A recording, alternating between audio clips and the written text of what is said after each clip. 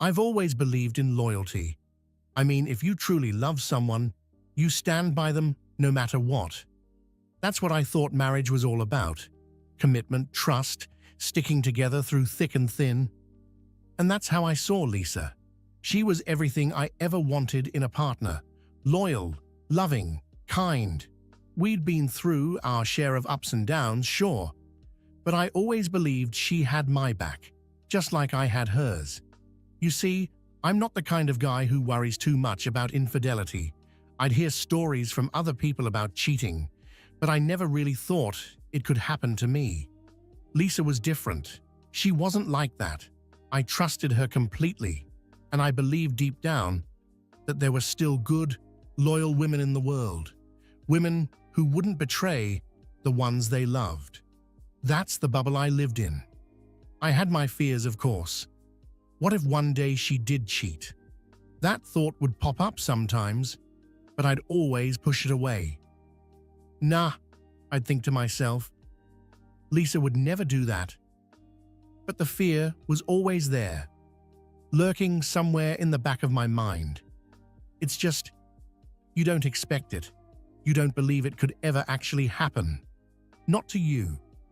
I always had this dream of how things would go.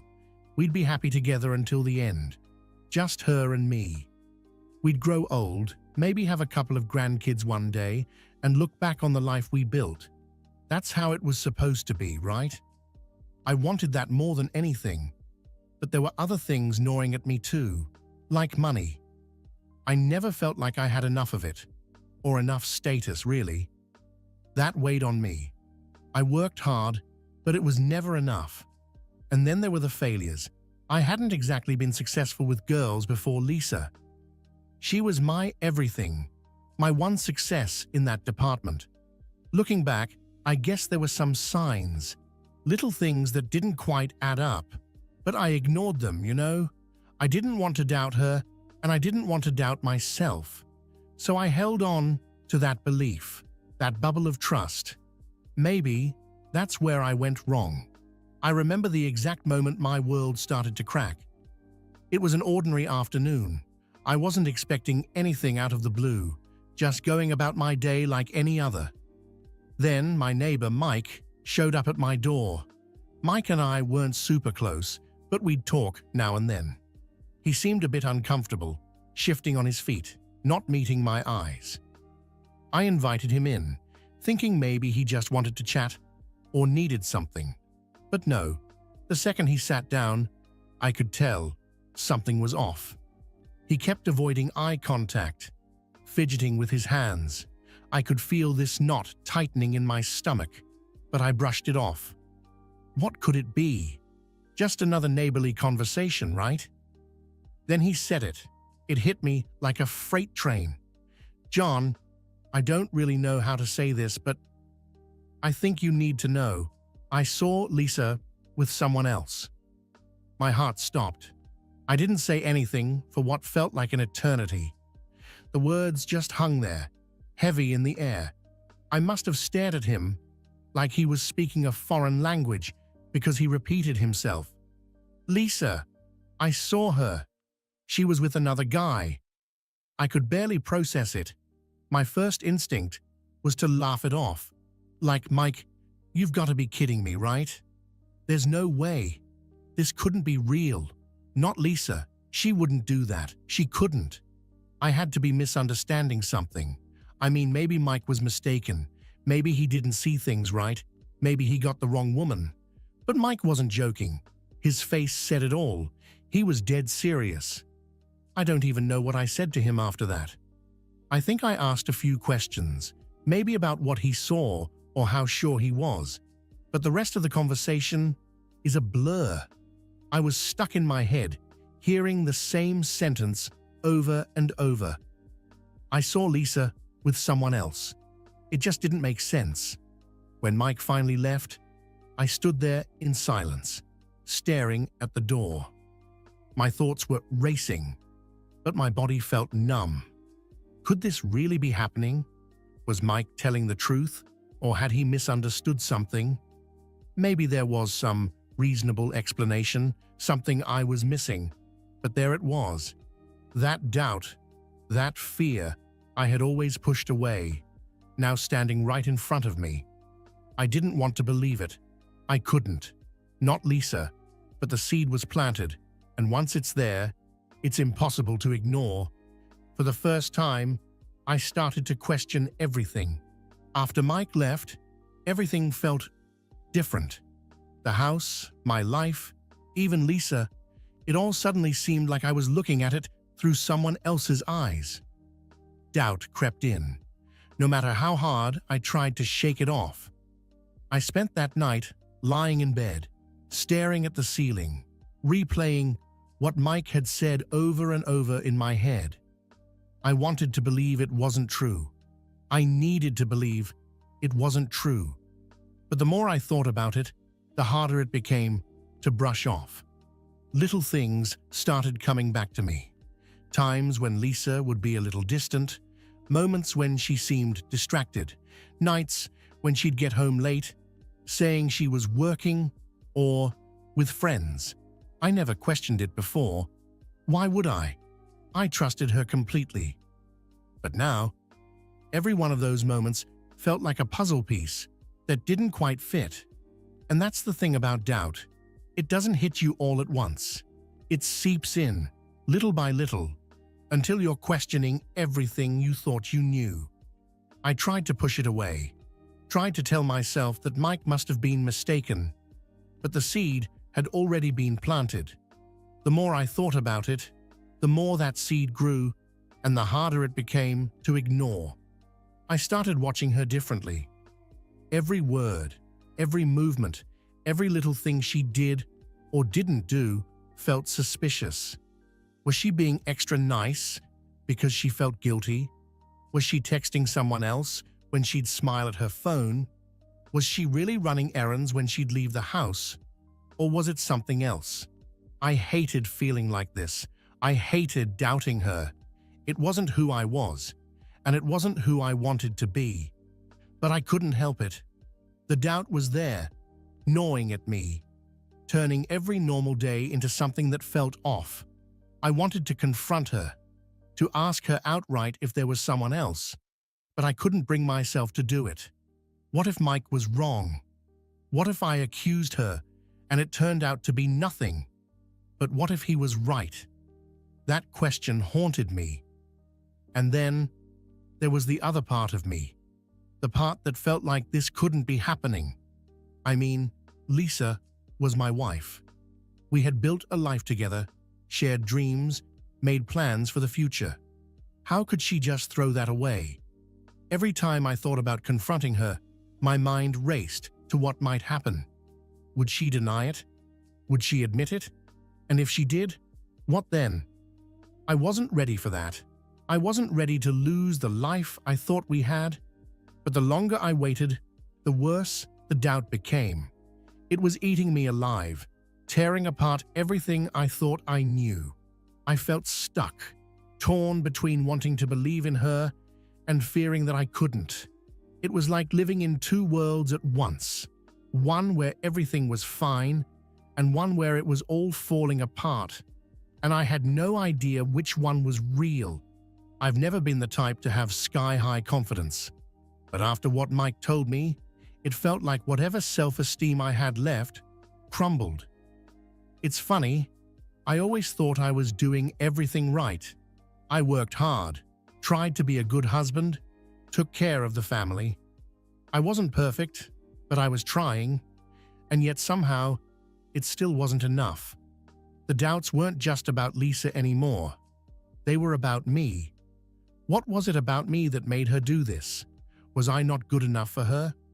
Did I fail her as a husband? I started questioning everything. How I looked, how I acted, how I was in our relationship. Was I not attractive enough? Was it the money? The fact that I hadn't climbed higher in my career? Was I just boring? That's the thing about betrayal. It doesn't just make you doubt the other person, it makes you doubt yourself. I started to think, maybe this was my fault. I had always struggled with money, never quite reaching the level of success I thought I'd have by now. Maybe Lisa needed more than I could give her, more security, more excitement, more of everything I just didn't have. I never felt like I had much status, you know? I wasn't the guy who made 6 figures or drove a fancy car. I was just me. And maybe that wasn't enough for her. Maybe it never was.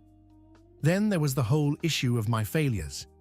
I'd never been successful with women before Lisa.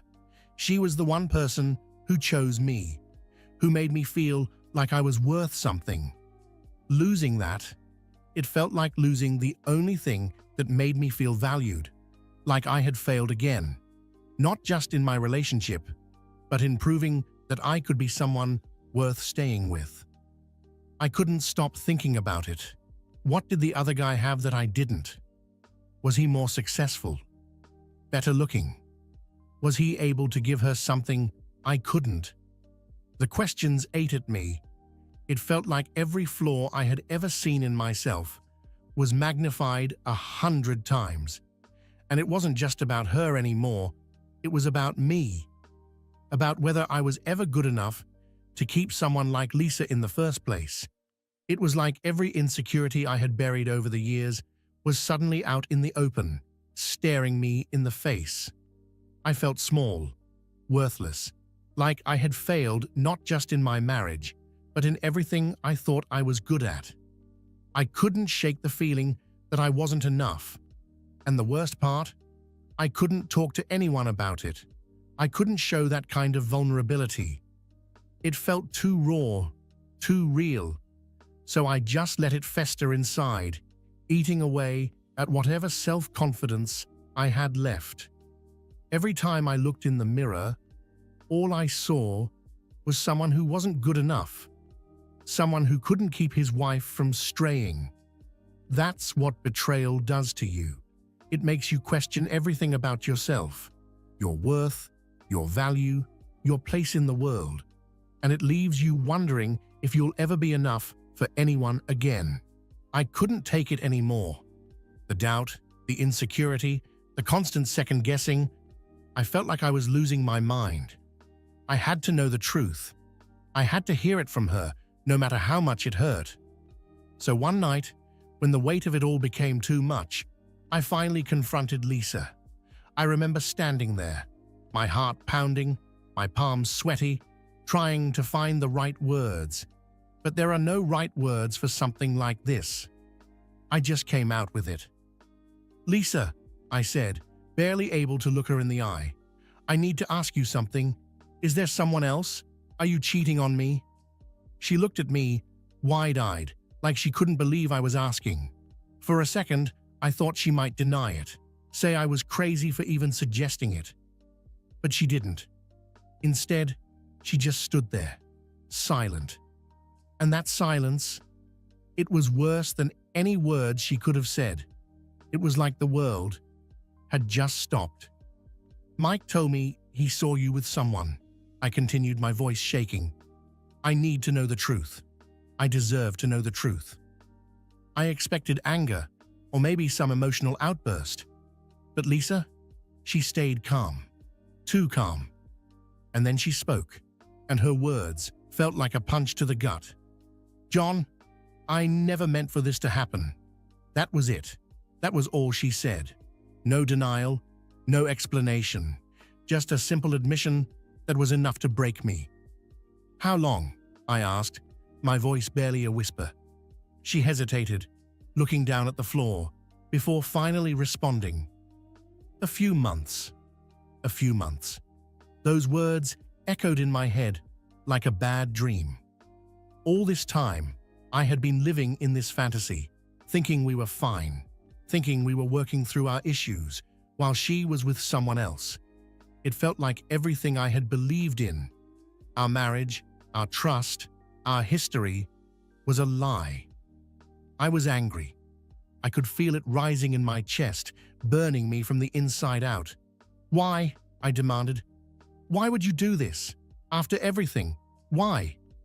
Her response was hard to hear. "I don't know," she said quietly. "It just happened. It just happened." like it was some random occurrence, like she had no control over it. I couldn't believe it. How do you just fall into an affair? How does something like that just happen? I wanted to scream, to shout, to make her understand the pain she had caused, but I couldn't. All I could do was stand there, feeling like the ground had been ripped out from under me. She tried to explain, to justify it in some way, but nothing she said made it any better. I kept asking questions, trying to make sense of it, but there was no sense to be made. The more she talked, the less I understood, and the more she explained, the angrier I became. But here's the thing. I wasn't just angry at her. I was angry at myself, for trusting her, for believing in her, for being so blind to what had been happening right in front of me. How had I let this happen? How had I not seen the signs? Every question she answered only led to more questions in my own head, and none of them made me feel any better. Eventually, the conversation ended. I don't even remember how. I think we both just stopped talking, sitting there in the heavy silence of everything that had come undone. I had gotten my answer, but it wasn't the one I wanted, and now I had no idea what to do with it. The confrontation was over, but the battle inside me had only just begun. Something had. After the confrontation, I thought I'd heard the worst of it.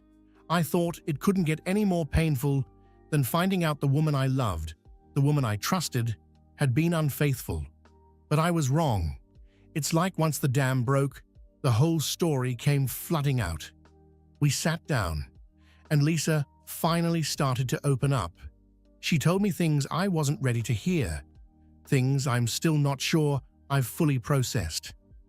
"John," she started, her voice soft but steady, "I didn't plan for any of this to happen, I swear I didn't. But over time, I don't know. I started feeling disconnected from you. We weren't talking like we used to. You seemed distant. I felt lonely. Lonely. That word hit me hard. I knew we'd had our problems. We weren't exactly the same couple we were when we first got married. Life had gotten busy. Work, bills, kids, everything. But lonely? I didn't think that's how she felt. I thought we were just going through a rough patch, like every couple does. But for her, it was more than that. "So, you went to someone else?" I asked, my voice full of disbelief. "That's how you handled it?" She didn't have a real answer for that. She tried to explain it, saying she felt like she couldn't reach me, like I wasn't there for her in the way she needed. And maybe that's true. Maybe I wasn't as present as I should have been. But still, she could have come to me. She could have talked to me, but she didn't. Instead, she chose to go behind my back, and that's what hurt the most.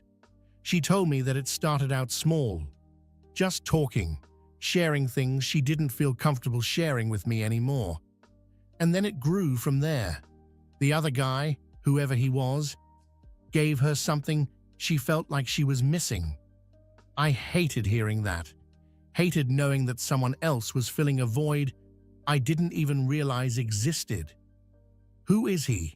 I finally asked. Her hesitation before answering told me everything I needed to know. "I don't think it matters," she said. "He's no one important." No one important. How could she say that? He was important enough to risk our entire marriage. He was important enough to shatter everything we had built together. But I didn't push. I didn't want to know more about him. It wouldn't have made any of this easier. And then she dropped another bomb on me. "John, I'm sorry, but it wasn't just once." I felt like I couldn't breathe. It wasn't just once. So all this time, while I was trying to work through our issues, thinking we could fix things, she was carrying on an affair. An actual affair. I had imagined a one-time mistake, something she regretted. But this was a whole different level of betrayal. She kept talking, trying to explain herself, but I could barely listen. The more she spoke, the more I realized how far apart we had grown. She said she didn't know how to stop, that she felt guilty but trapped in it, that it had gone too far and she didn't know how to come back from it. I sat there, listening to her pour out her excuses, her reasons, her regrets, but the more I heard, the more I felt like I didn't even know her anymore. The woman sitting in front of me wasn't the Lisa I thought I had married. She wasn't the person I had built my life with. She kept saying she was sorry, that she didn't want to lose me, that she still loved me. But her words felt empty. How could she say that after everything? After all the lies, the deceit? How do you claim to love someone while tearing them apart at the same time? And here's the thing. I wanted to believe her. I wanted to believe that she was still the person I fell in love with, that somehow this was all a huge mistake that we could fix. But deep down, I knew things had changed. This wasn't just a bump in the road. This was a betrayal of everything I believed in. Lisa kept talking, but I had already stopped listening. I was lost in my own thoughts, trying to figure out what came next. She said she wanted to make it right, to work through this. But could we? Could I? The trust was gone, and wit to change. I just didn't know how to get there. I wish I could say that after Lisa told me everything, I knew what to do, that I had some clear path forward, but I didn't. I was a mess. My mind was a whirlwind of anger, sadness, confusion, and guilt, all tangled together in a knot I couldn't untie. I'd lie awake at night, staring at the ceiling, my thoughts racing. It felt like my heart had been ripped out, and no matter how hard I tried, I couldn't put it back together. Every morning, I woke up hoping that maybe it was all just a bad dream, that maybe I'd turn over and Lisa would be there, and we'd be fine. But she wasn't, and we weren't. The worst part wasn't even the betrayal itself. It was the aftermath, the constant replaying of every moment in my head, over and over, like some twisted loop I couldn't escape. I kept asking myself, how did we get here? Was it something I did? Was I not good enough? I was drowning in questions, and every one of them hurt more than the last. I couldn't stop thinking about the details. When had it started? How many times had she been with him? What was she thinking while I was at home, believing everything was fine? It was like this poison that spread through my thoughts, slowly tearing apart everything I thought I knew. Some days, I was just angry. Angry at her, angry at him, angry at myself for not seeing the signs. I wanted to scream, to hit something, to let it all out, but instead, I bottled it up. I didn't know where to put all that rage, so it just sat there, simmering under the surface, ready to boil over at any moment. Then there were the other days, the sad days, the days when the weight of it all crushed me, when I'd look around at the life we'd built together, our home, our photos, our memories, and it felt like none of it meant anything anymore. I couldn't look at our wedding photos without feeling sick to my stomach. I'd see her smiling in those pictures, and all I could think about was the lies, the deceit. Every good memory we had was tainted by what she did, and that broke me. The heartbreak wasn't just emotional, it was physical. It was this constant ache in my chest, this heaviness that wouldn't go away. I couldn't eat, couldn't sleep, couldn't focus on anything. It was like I was stuck in a fog, and no matter what I did, I couldn't find my way out. I didn't want to talk to anyone about it. I didn't want to be that guy, the one whose wife cheated on him, the one who couldn't keep it together. I kept it all inside, pretending like I was fine, when in reality, I was falling apart.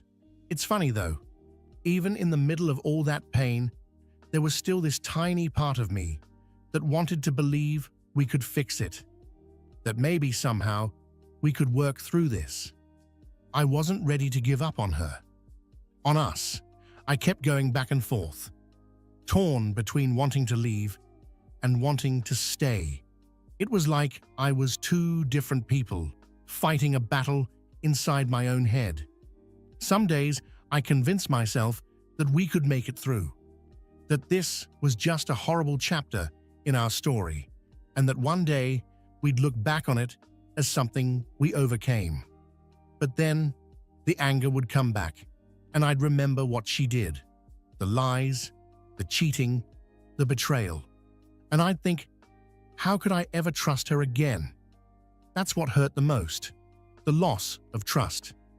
It's not like you can just turn that switch back on. Once it's gone, it's gone.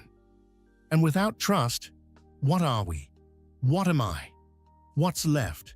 I felt like I was drowning, like the weight of everything was pulling me under, and I couldn't catch my breath. The heartbreak was relentless, and no matter how much time passed, it didn't seem to get any easier. I kept hoping for some kind of clarity, some sign of what I was supposed to do next, but it never came. All I knew was that I couldn't stay in this place forever. Something had to change. I just didn't know how to get there. The hardest part of all of this wasn't learning about the affair, or even hearing Lisa explain why she did it. The hardest part was deciding what to do next.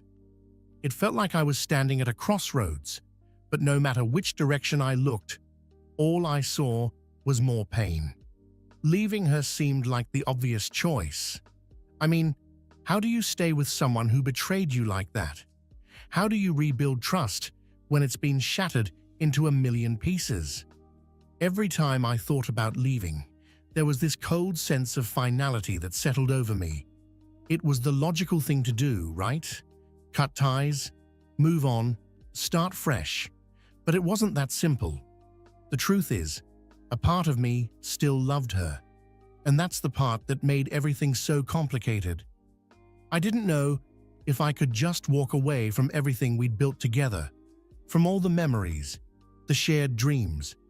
I kept thinking about the life we had planned, about growing old together, about how, despite everything, I still wanted that future. I wanted to believe that we could somehow get back to what we were before all of this. But then, there was the other part of me, the part that was angry, hurt, and disgusted by what she had done. How could I ever look at her the same way? How could I ever trust her again? Every time I imagined trying to fix things, I saw the road ahead, filled with suspicion, doubt, and constant fear that it could happen again. Was that any way to live? I went back and forth in my head for weeks. I'd have days where I was ready to leave, where I couldn't see any way to move forward with her. And then, just as I'd be ready to make the decision, I'd find myself hesitating. What if leaving was a mistake? What if I regretted it down the line? What if we could actually make it work? I even started making mental lists, reasons to stay, reasons to leave. On the stay side, there was love, history, and the idea of redemption, of overcoming something so painful and coming out stronger on the other side. On the leave side, there was betrayal, the loss of trust, and the gut-wrenching reality that this might be who Lisa was now. It wasn't an easy choice. And then there were the practicalities. What would a divorce even look like? Splitting up the house, the finances, the life we'd built together. It felt overwhelming just thinking about it. And then there was the thought of being alone. Starting over at this stage in my life, it was terrifying. I talked to a few close friends and family members. Most of them told me to leave her. "You deserve better," they'd say. "You can't stay with someone who cheated on you." And they were right. I knew they were. But every time I thought about leaving, it felt like losing a part of myself. As much as I hated what she had done, as much as I wanted to walk away, there was still a part of me that couldn't let go. The truth is, I didn't want to be the guy who gave up on his marriage. I didn't want to be the guy who couldn't make it work, even in the face of something as devastating as this. But I also didn't want to be the guy who stayed in a relationship where he was constantly looking over his shoulder, wondering if his wife was going to betray him again. I was torn between my love for her and the pain she had caused, between the life I wanted and the reality I was living in. And no matter how hard I tried, I couldn't make the decision. One minute, I was ready to pack my bags and walk out the door. The next, I was sitting on the couch, convincing myself that maybe, just maybe, we could find a way to fix this. I didn't know what the right decision was. All I knew was that whatever choice I made, there was no going back, and that scared me more than anything. When I realized I couldn't make this decision on my own, I turned to the people closest to me, my friends and family. I needed to hear their perspectives, to understand what they would do if they were in my shoes. But even that wasn't easy. Talking about the affair, about the betrayal, made everything feel more real, and honestly, I wasn't sure I was ready for that. The first person I talked to was my brother. We've always been close, and I knew he'd be honest with me, no matter how hard the truth was to hear. I remember sitting in his living room, struggling to find the right words, feeling embarrassed and ashamed for what had happened. But when I finally got it all out, he just looked at me and said, "John, I'm sorry, man, but you can't stay with her. You deserve better." He said it so simply, like it was the most obvious thing in the world. And maybe for him, it was. He's always been more cut and dry about things, able to make decisions quickly without overthinking. But for me, it wasn't that simple. I nodded along as he talked about how I should leave her, start fresh, find someone who would treat me right. But inside, I felt this tug, this hesitation. It wasn't as black and white for me as it was for him. Next, I talked to one of my closest friends, David. He and I had known each other since college, and if anyone could understand what I was going through, it was him. When I told him about the affair, he didn't jump to conclusions right away like my brother did. Instead, he listened, really listened. "I can't tell you what to do," he said, after I finished.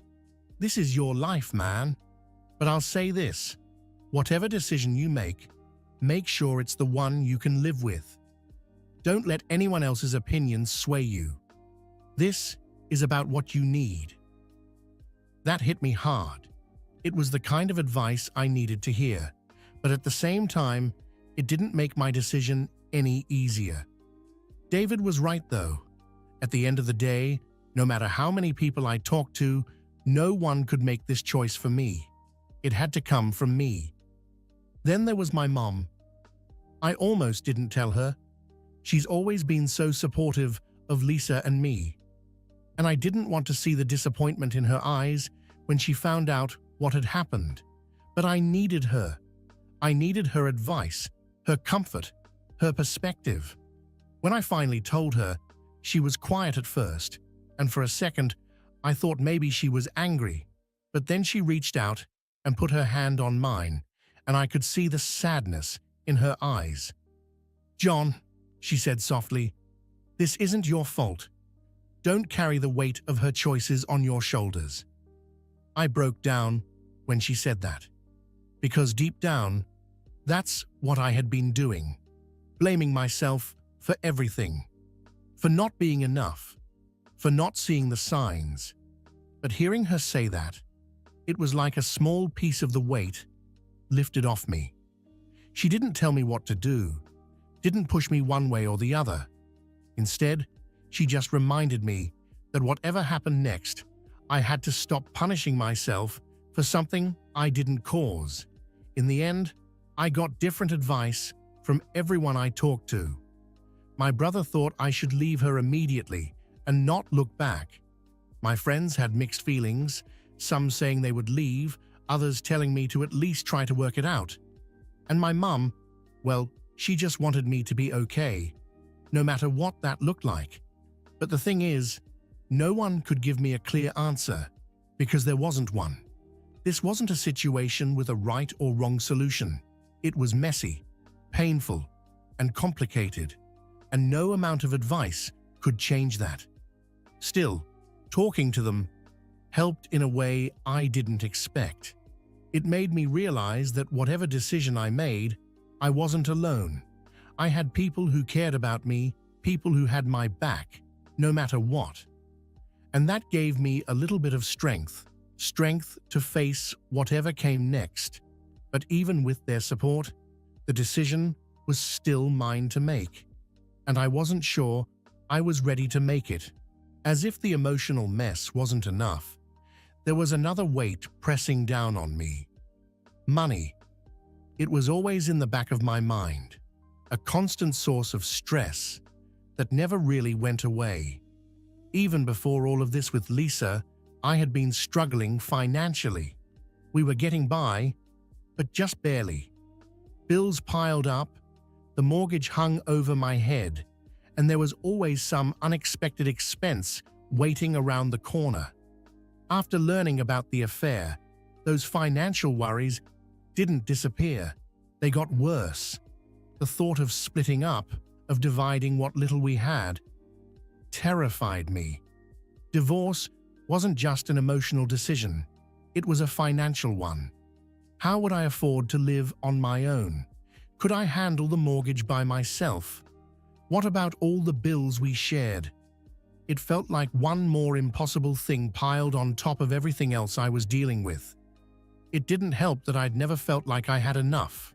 Not enough money, not enough success, not enough status. And now, after everything that had happened, it was like those feelings of inadequacy were magnified. I started thinking, maybe if I had been more successful, if I had been able to provide more, Lisa wouldn't have strayed. Maybe if I had given her a life that felt more secure, things would have been different. It was irrational, I know, but when you're already down, those kinds of thoughts take root. There were moments when I'd stare at the stack of bills and feel completely overwhelmed. What was the point of fighting through this if everything was going to fall apart, no matter what decision I made? If I stayed with Lisa, we'd still have these struggles. If I left, I'd be starting over, and who knows what that would even look like. But here's the thing. Somewhere in all of that, in the middle of feeling like I was drowning, I started to find a kind of strength I didn't know I had. Maybe it was because I didn't have a choice. When you hit rock bottom, there's nowhere to go but up, right? I knew that if I was going to survive this, emotionally and financially, I couldn't just sit there and feel sorry for myself. I had to do something. So, I started taking small steps. I made a plan, as simple as it sounds. I listed out all of our expenses, cut back where I could, and figured out how to tighten the budget. It wasn't easy, and it wasn't fun, but it gave me a sense of control over something. And in the chaos of everything else, that control was exactly what I needed. I picked up extra hours at work, started looking into side gigs, anything to bring in more money. It wasn't glamorous, but it was necessary. And with each small victory, paying off a bill, saving a little extra, I felt a tiny bit stronger. It wasn't just about the money anymore. It was about proving to myself that I could handle this, that I wasn't going to let my financial situation define me or dictate what happened next. And in a weird way, that struggle became a source of strength. It was like, okay, if I can manage this, if I can get through this financial mess, maybe I can get through the emotional one too. The two things started to feel connected. My ability to manage my finances and my ability to pull myself out of this dark place I'd been living in. It gave me something to focus on, something tangible to hold on to. For the first time in a long time, I felt like I had some control over my life. I wasn't just reacting to everything anymore. I was making decisions, setting goals, and moving forward, even if the steps were small. And in those moments of progress, however minor they seemed, I started to see a light at the end of the tunnel. Don't get me wrong, I wasn't suddenly cured of all my doubts and fears. The pain of what Lisa did was still there, and the future still felt uncertain. But for the first time, I didn't feel powerless. I realized that no matter what happened with Lisa, no matter whether I stayed or left, I had the strength to stand on my own. I had the strength to rebuild my life, piece by piece. It wasn't about the money anymore. Healing. It's one of those things that people talk about like it's this linear process. Like you just decide to start healing, and day by day, you get better until one day you wake up and everything's okay again. But that's not how it works. At least, it wasn't for me. For a while, it felt like I was stuck in this cycle of anger and sadness, and every time I thought I was making progress, something would pull me right back into it. But eventually, something shifted. Maybe it was because I'd spent so much time wrestling with the pain that I started to get tired of it. Or maybe it was because I had no choice.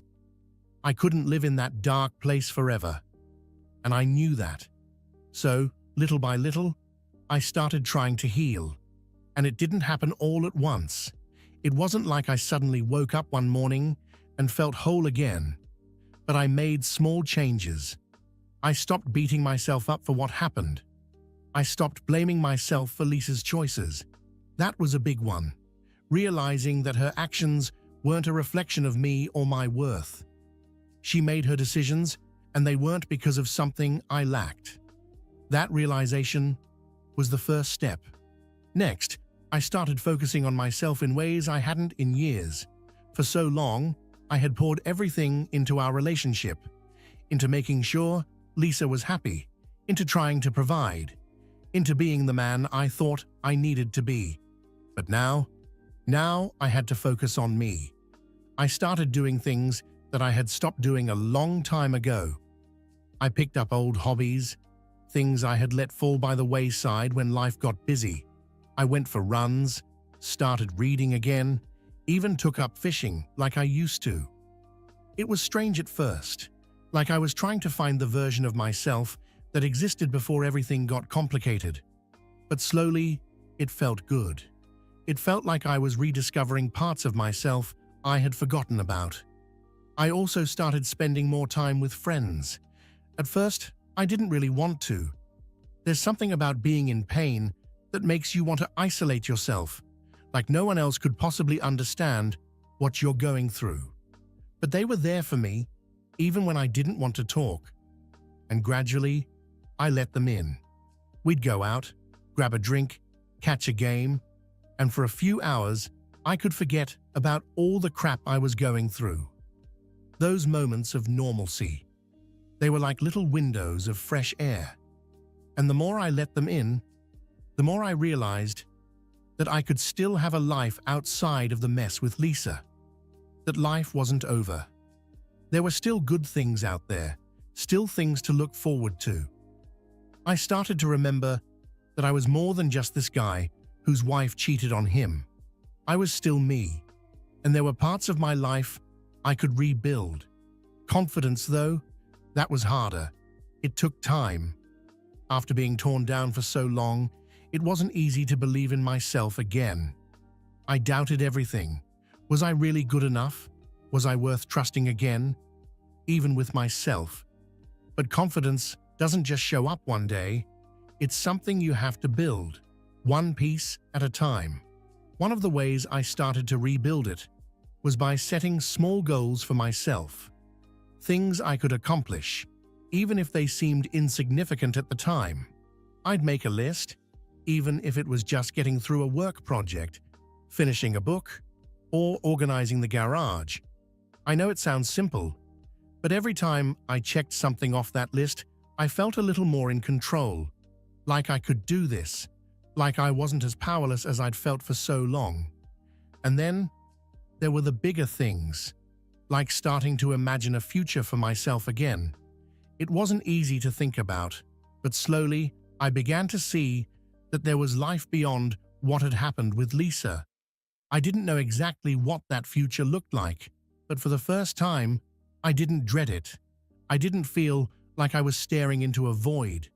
I could see the possibility of happiness again, even if it was far off in the distance. Every day wasn't perfect. There were still times when I felt like I was back at square one, when the memories would... I didn't think I was ready. Honestly, after everything that happened with Lisa, I wasn't sure if I'd ever be ready to open myself up to someone again. Trusting someone, really trusting them, seemed impossible.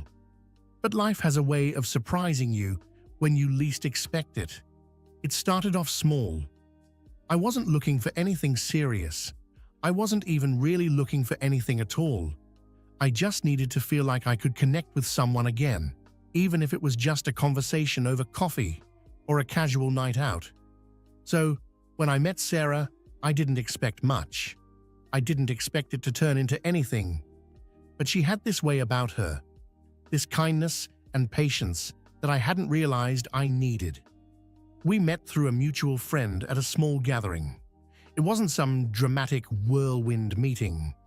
There was no grand moment of instant connection. It was just easy. We talked. We laughed a little. And for the first time in a long time, I felt comfortable.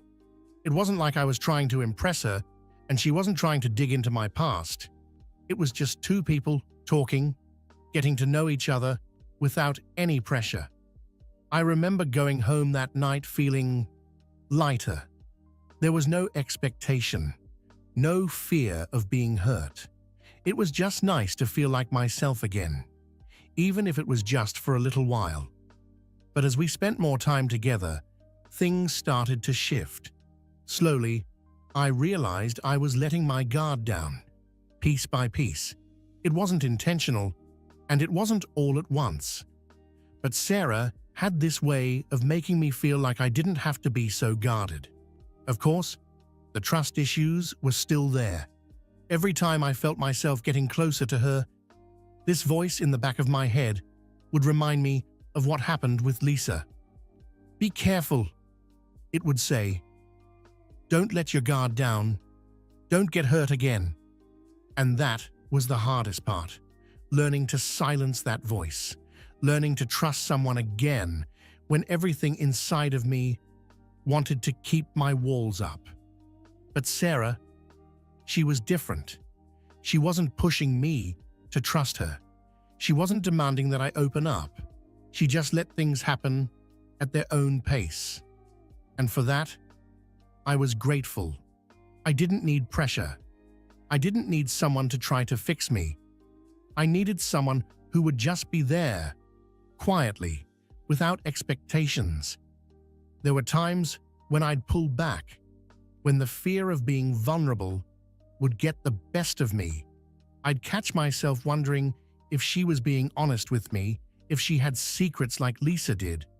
But every time those doubts crept in, Sarah would somehow ease them without even knowing. She was consistent, patient, and honest. Qualities I hadn't realized I'd been missing until I experienced them again. One night, after we'd been seeing each other for a few months, she asked me how I was really doing. Not the casual, "How are you?" that people ask when they see each other, but the kind that makes you pause and actually think about your answer.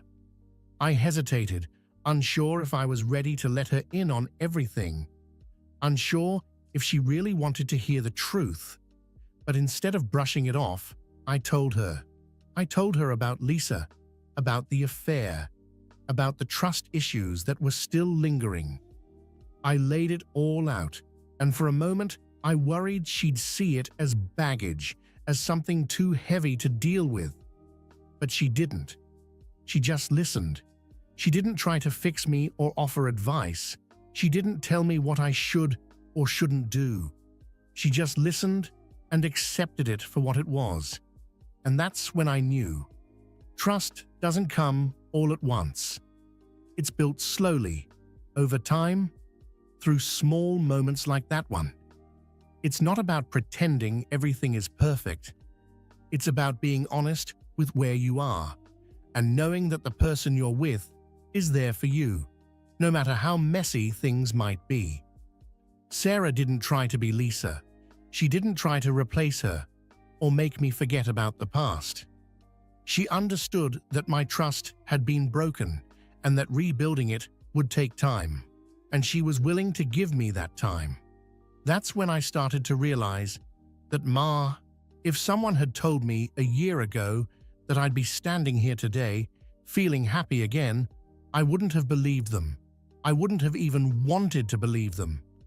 At the time, it felt impossible, like happiness was something meant for other people, not for me. But here I am. It didn't happen overnight. I think that's important to say. It wasn't like I just flipped a switch and suddenly everything was okay. It was a long process, full of setbacks and doubts. There were times when I didn't think I'd ever trust anyone again. Times when I thought I'd be stuck in that place of hurt forever. But then, little by little, things started to change. Meeting Sarah was part of that. But it wasn't the whole story. The real change came from inside, realizing that I was more than the betrayal, more than the pain. I was still me. And as I let go of the past, I started to see the future again, not as some empty void, but as something full of possibility. I began to realize that just because one chapter of my life ended badly didn't mean the rest of my story had to follow the same path. Being with Sarah wasn't about replacing what I had lost with Lisa. It was about building something new, something that was ours. We weren't trying to rewrite the past. We were creating a future, one based on trust, patience, and understanding. And the more time we spent together, the more I realized that love wasn't about perfection. It wasn't about finding someone who would never hurt you, never make mistakes. It was about finding someone who was willing to grow with you, to work through the hard times together. With Sarah, I felt something I hadn't felt in a long time. Peace. Not the kind of peace where everything is perfect, but the kind where even when things go wrong, you know you're not alone. She understood my past, my fears, my insecurities, and she accepted them. She didn't try to rush me or push me to move faster than I was ready. And because of that, I found myself opening up to her in ways I hadn't expected. And then, somewhere along the way, without even realizing it, I fell in love again. It was different this time. It wasn't the same as it had been with Lisa. It wasn't wrapped up in the idea of perfection or lifelong promises. It was more real, more grounded. It was about two people, both with their own scars, deciding to be there for each other, no matter what. It wasn't flashy or dramatic, it was steady, and that's exactly what I needed. I remember the moment I realized I was in love with her. We were sitting on the porch, talking about nothing in particular, just laughing and enjoying the quiet evening. And it hit me. I wasn't afraid anymore. I wasn't waiting for the other shoe to drop or bracing myself for betrayal. I was just happy. For the first time in a long time, I wasn't looking over my shoulder. I wasn't holding on to the pain of the past, afraid it would repeat itself. I was present, fully there, with Sarah. And that's when I knew. I had moved on. I had healed. It wasn't about forgetting what happened. I'll never forget what Lisa did, and honestly, I'm okay with that. It's part of my story now, part of what shaped me into the person I am today. But I'm not defined by it anymore. It doesn't control me. It doesn't stop me from living my life or from loving someone new. Falling in love with Sarah wasn't about erasing the past. It was about choosing to live again. It was about realizing that despite everything, I could still be happy, that there was still love out there for me, and I was worthy of it. Looking back, I see now that what I went through with Lisa didn't break me. It changed me, yes, but it didn't destroy me. It showed me what I was capable of, what I could survive, and how strong I could be on the other side of it. And for that, in a strange way, I'm grateful. Now, as I stand here with Sarah by my side, I feel a sense of peace I didn't think was possible. It's not perfect, and it never will be, but it's real, and that's enough. I've found love again, and you,